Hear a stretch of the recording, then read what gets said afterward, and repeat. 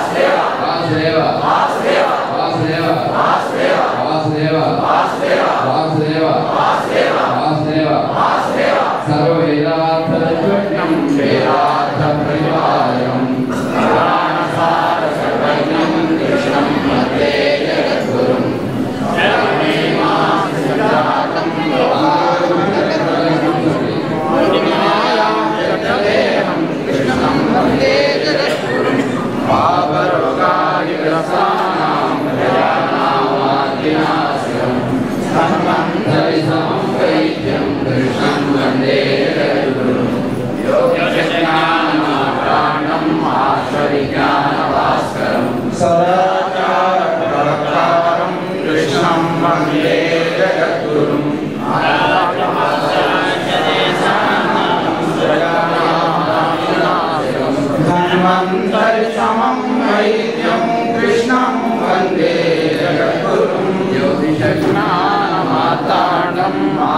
विज्ञानभास्करं सदाचारप्रवक्तारं कृष्णं वन्दे जगद्गुरुं प्राच्यदेशानां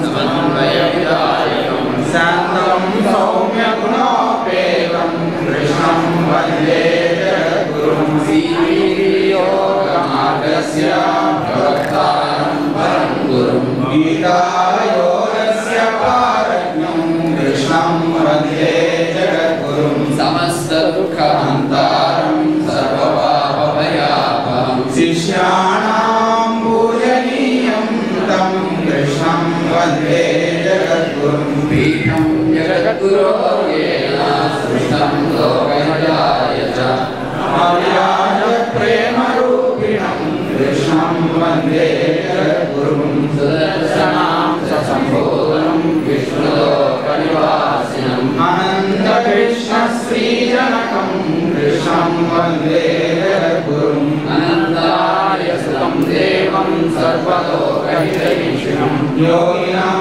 विषयं धीरं कृष्णं वन्दे जगद्गुरुं राजयोगप्रवक्तारं शिष्यकोटिसुसेवितं मन्दहासमुखाम्भोजं कृष्णं वन्दे जगद्गुरुं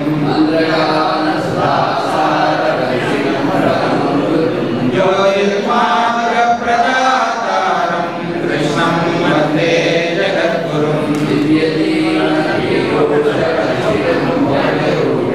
आचार्याणां शिरोरत्नं कृष्णं वन्दे जगद्गुरुं अज्ञानविराजित्यं पूर्णचन्द्रसमप्रभं जीवविल्लिसदावाग्निं कृष्णं वन्दे जगद्गुरुं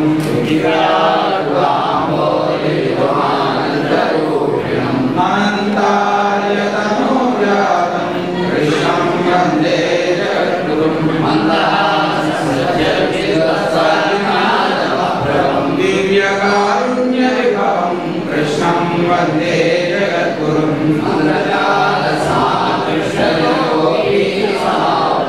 लोकावनवरं देवं कृष्णं वन्दे जगद्गुरुं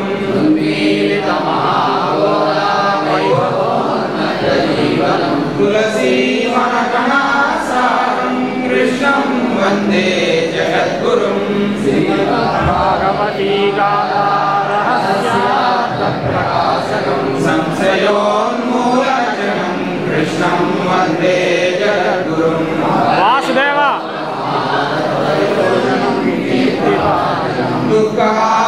दुःखार्तजनकल्पालं कृष्णं वन्दे जगद्गुरुं संस्कृतभाष्याद्यं विश्वकल्याणवृद्धिरं कृष्णं वन्दे जगद्गुरुं श्रीकौशलं सुराचलं कर्पूरायितचैतन्यं कृष्णं वन्दे जगद्गुरुं कृष्णमाचार्यसुश्लोकसंस्कृतिं दिव्यमक्षरं यः पठे श्रद्धया भक्त्या दिव्यधीमनमाप्नुयात् वासुदेव वासुदेव वासुदेव वासुदेव वासुदेव जय सद्गुरुदेव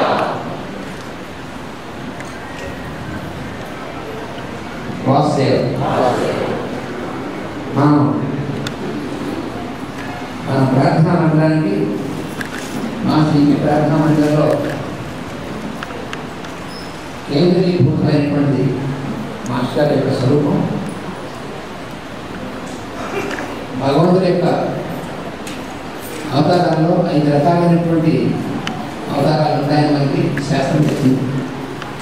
పర విభవ వ్యూహ అంతర్యామి అత్యావతార స్వరూపుడు భగవంతుడు అన్నాడు. ఆ విధంగా అత్యావతార స్వరూపమే మనకి మందిరంలోనూ ఆలయంలోనూ మనం ఆ స్వామిని ప్రతిష్ఠింపజేసుకొని ప్రత్యక్షంగా ఆ అనుభవాన్ని నిత్యం పొందుతూ మనం అర్చన చేసుకునేందుకోసమే భగవంతుడు ఆ రకమైనటువంటి అత్యావతారంగా మనకి మూర్తిలో స్వరూపంలో వచ్చినాడు. అయితే మనకి విగ్రహాలను సరైన కాలాన్ని లేవని మనం ప్రశ్నిస్తాం. అయితే మాస్టర్ ఏం చెప్పారంటే అంతర్యామి అంటే అన్నిటా ఉన్నటువంటి స్వరూపం ఉండాలంటే ఆ విగ్రహంలో కూడా ఉన్నాడు కాబట్టి మనకి ఒక నిష్ట కుదరడం కోసం కాదు, మనకి ప్రత్యక్షమైనటువంటి అనుభవం కోసం ఆ విగ్రహ స్వరూపాన్ని ఏర్పాటు చేసుకుని ఉపయోగమైనటువంటి దానిలో మనం పెట్టుకుంటాం. అంతని విగ్రహారాధన అనేటువంటి దోషం కాదు. పైగా మనకి మార్గంలో మనం నిత్యం అనుసంధానం చేసుకోవడానికి, సాధన చేసుకోవడానికి మనకి సోపానం ఒక స్వరూపం. అయితే మరి గురువు అంటే సాక్షాత్ భగవంతుడు వాస్తవం. అదే మనం రోజు చదువుకుంటాం గురు బ్రహ్మ, గురు విష్ణు, గురు దైవం, మహేశ్వర అని గురు సాక్షాత్ పరం బ్రహ్మ కూడా. అదే పరం బ్రహ్మ అసలైనటువంటి స్వరూపమే మన గురువు. అందువల్ల మనం మాస్టర్ యొక్క ఆ స్వరూపాన్ని మనం ప్రత్యక్షంగా మనం నిత్యం అర్థించుకోవడం కోసం ఈ ప్రార్థనా మందిరంలో అందరూ సమిష్టిగా సామూహికంగా మనం ఈ అనుభవం పొందుతుండడం కోసమే మాస్టర్ గారు నడిపించారు. చాలా వైభవంగా వచ్చారు. పైన మనోసారి మనం చేశాను, కొంతమంది మనం లేదు, ఒకసారి మనం చేస్తాను. రాజస్థాన్ జైపూర్లో మాస్టర్ యొక్క మూర్తి అక్కడ రూపొందించడం జరిగింది. అక్కడి నుంచి ఆయన ఎప్పుడు రాదలుచుకున్నారో ఆ ముహూర్తం ఆయన పెట్టుకుని వచ్చారు. మేమందరం ముందు ఒక 3-4 రోజుల ముందు వస్తారు. ఎందుకంటే ఇక్కడ ఇంత పని విగ్రహం అక్కడ స్వామి ఇక్కడ పీఠం మీద ఎక్కిన తర్వాత కానీ ఇంకా పని పుట్టారు కదా అని మేము కొంచెం ముందర వస్తారేమో. కానీ వాతావరణ స్వరూపమైనటువంటి భగవానుడు మేము ఆలస్యం చేశాడు రావడం. అందువల్ల ఆ వస్తువు ఆ రావడం కూడా గోపాలకృష్ణుడు ఆయన కూడా వచ్చాడు. అదే ఏమైందంటే హైదరాబాద్ దగ్గరలో ఒక చోట కృష్ణ మందిరం కోసం గోపాలకృష్ణ యొక్క విగ్రహాన్ని కూడా వాడెవరో తయారు చేయమని చెప్పి ఆలోచించారు. ఈ శిల్పి ఆ విగ్రహాన్ని కూడా తయారు చేసి మన మాస్టర్ గారి విగ్రహాన్ని జాగ్రత్తగా చెక్కపెట్టలో ఎలా దండించినా ఏమో కొన్నట్టుగా పక్కగా ప్యాక్ చేసి ఆ చెక్కపెట్టిన ముందు గోపాలకృష్ణ యొక్క విగ్రహాన్ని మరి ఎందుకు ప్యాక్ చేయలేదు, ఆ లారీలో నిలిపి కట్టకుండా కట్టేసి నిలిపి పంపించారు. అందుకని ఆ లారీ విగ్రహాలు ముందు మనం చూడగానే ఆ గోపాలకృష్ణ దర్శనం అయిన తర్వాతే మాస్టర్ యొక్క విగ్రహం ఇందులో ఉందని పిలుస్తాను. అందుకని ఫస్ట్ మనం దర్శనించినటువంటి ఆయన గోపాలకృష్ణుడు. అలా వస్తూ మరి హైదరాబాద్ మీదుగా వేయించింది కాబట్టి మనకు ఉన్నటువంటి సోదరులు ఉంటాం. మన బదరి సీతారాం గారు, పెద్ద సీతారాం గారు, ఆయన ఆధ్వర్యంలో మన వాళ్ళు చాలామంది వెళ్ళి ఆ గోపాలకృష్ణుడికి హారతిచ్చి, మాస్టర్ గారికి అక్కడ హారతిచ్చి అక్కడి నుంచి మళ్ళీ ముందుకి బయలుదేరి వాళ్ళ దగ్గర హారతి తెచ్చుకుని వాళ్ళ యొక్క నమస్కారాలు స్వీకరించి అక్కడి నుంచి మళ్ళీ విజయవాడ వచ్చారు.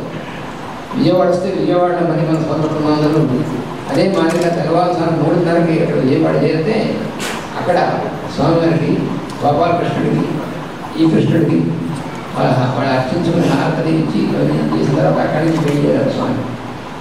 ఏ రోజు వచ్చారంటే సరిగ్గా అక్షయ తృతీయ రోజున వచ్చారు. ఇక్కడ చంద్రోత్సవం జరుగుతుంది, అక్కడికి వచ్చారు. అందుకంటే ముందు వస్తారని మేము అందరం అనుకున్నాం. కానీ ఆయన 20 రోజులు ఆలోచుకున్నారు. మనకే తెలుసు, మన ముహూర్తం ఆయనకి సంబంధం లేదు. అందువల్ల ఆయన సరిగ్గా చంద్రోత్సవం నాడు మధ్యాహ్నం వచ్చారు. రాగానే విగ్రహం పైకి రావడానికి ముందు అందరూ ఎదురుగా చూస్తే కృష్ణుడు కనిపించారు. మాకు తెలియదు సంగతి. అలా లారీకి వెళ్ళదు. తర్వాత ఏదైనా ముందు దర్శనం ఇచ్చింది గోపాలకృష్ణుడు.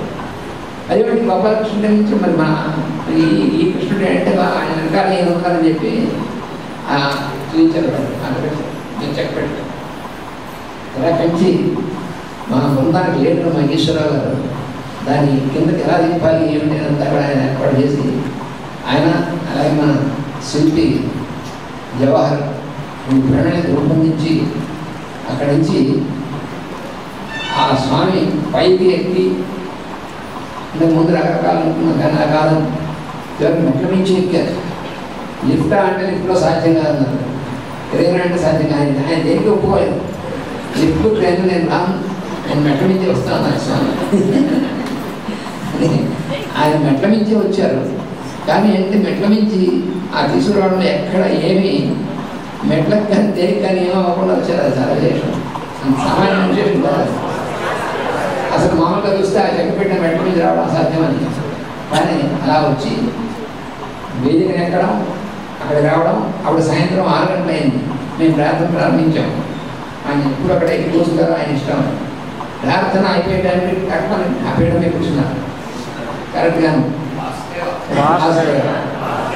ప్రార్థన ప్రారంభించేప్పటికీ పీఠం ఎక్కడ మొదలెట్టారు, ప్రార్థన అయ్యేప్పటికీ పీఠం మీద స్థిరంగా కూర్చున్నారు. మేము అప్పుడు కూర్చున్న తర్వాత మళ్ళీ మాస్టర్ గారికి హారతులు సమర్పించి అదంతా అయిన తర్వాత గోపాలకృష్ణ అంతసేపు అక్కడే ఉన్నాడు. వాళ్ళు దింపేసి వెళ్ళిపోతామన్నా శిల్పిగా వాళ్ళు ఫోన్ చేసి మీరు కదలానికి వెళ్ళేదా అని చెప్పేదాకాను, పీఠం ఎక్కేదాకా మీరు కదలానికి వెళ్ళేదని చెప్పాడు ఆ శిల్పి. అదే వీళ్ళేమో మేము హైదరాబాద్కి ఇచ్చేసి వెళ్ళాలి పట్టుకుంటే వీళ్ళేది అంటే గోపాలకృష్ణుడు కదలున్నాడు. ఇదంతా అయిన తర్వాత మళ్ళీ ఆ గోపాలకృష్ణుడి దగ్గరికి వెళ్ళి మళ్ళీ స్వామి మా గురుదేవుని ఎదురుపోయినటువంటి మా గురుదేవుని మాకు తీసుకొచ్చి అందించావు అని చెప్పి ఆయన నమస్కారం చేసుకుని ఆయన మళ్ళీ నివేదన చేసి ఆయన హారతులు సమర్పించిన తర్వాత బయలుదేరి వెళ్ళాడు గోపాలకృష్ణుడు. అలాగా ఎకిరాల కృష్ణుడు యదువంశీ కృష్ణుడు కలిసి వచ్చారు. అంటే ఒకడే కానీ అలా వారే వీరు తీసుకొచ్చి మనకి మన మీద అనుగ్రహంతో మనం తీసుకొచ్చి ఇక్కడ పైన నిలిపి మన వెనక్కి మీరు చక్కగా అర్పించుకోండి అని చెప్పి మనకి ఆదేశించి ఆయన వెళ్ళినట్టుగా ఆ గోపాలకృష్ణ ఆయన బయలుదేరి వెళ్ళాడు. ఇది మన మాస్టర్ గారు ఎవరో వచ్చేటువంటి గ్రంథం. ఇప్పుడు మనం వెంటనే అభిషేక కార్యక్రమానికి సిద్ధమవుతాం. ఈ లోపల ఇక్కడ అన్ని సిద్ధం చేసే లోపల మీరు అందరూ ఎందుకంటే ఉపాహార సమయం చేసుకుని రావచ్చు. అభిషేకానికి ఏమి ఇబ్బంది లేదు. ఎందుకంటే మన మాస్టర్ గారు కానీ శ్రీ శ్రీ లక్ష్మణీతంతు వారు కానీ మనకి అభిషేకం అయినటువంటి కార్యక్రమానికి వేడికి ఉపాహార సేవనం అంటూ తప్పు కాదు. స్వయంగా గురువులు చెప్పారు, గురువాక్యమే ప్రమాణం మనకి. అందుకని అది భగవత్ ప్రసాదం కాబట్టి తీసుకొని స్వీకరించి రావచ్చు. ఈ లోపల ఇక్కడ అన్ని సరిగ్గా 8:30కి అభిషేకం ప్రారంభమవుతుంది. ఈ అభిషేకం ఏంటంటే అక్కడ మాస్టర్ గారి యొక్క విగ్రహానికి ముందు ప్రారంభించి ఇక్కడి నుంచి ఇవాళ వైశాఖ పూర్ణిమ కదా, అందుకని పూర్ణిమాభిషేకం ఇక్కడ రుద్రాభిషేకం కూడా ఏర్పాటు చేస్తారు. ఈ రుద్రాభిషేకం ఏర్పాటు చేస్తారు, కార్యకర్తలు అందరూ ఏర్పాటు చేస్తారు. వచ్చినటువంటి వాళ్ళందరూ కూడా వచ్చి అక్కడ రుద్రాభిషేకంలో అభిషేకం చేస్తారు. మళ్ళీ ఏర్పాటు చేస్తారు, అందరూ అభిషేకం చేసుకోవచ్చు. అయితే మాస్టర్ గారు విగ్రహానికి అభిషేకం చేసుకోవడం అనేటువంటిది అది అన్ని వేయడానికి కాదు. అందుకని ముందు మాత్రం చేసి వీళ్ళంతా రుద్రాభిషేకం చేస్తారు. అభిషేకం అయిపోయిన తర్వాత ఇక్కడ పూజాభిషేకం అయిపోయిన తర్వాత అప్పుడు ఆర్గనైజ్ చేస్తాం.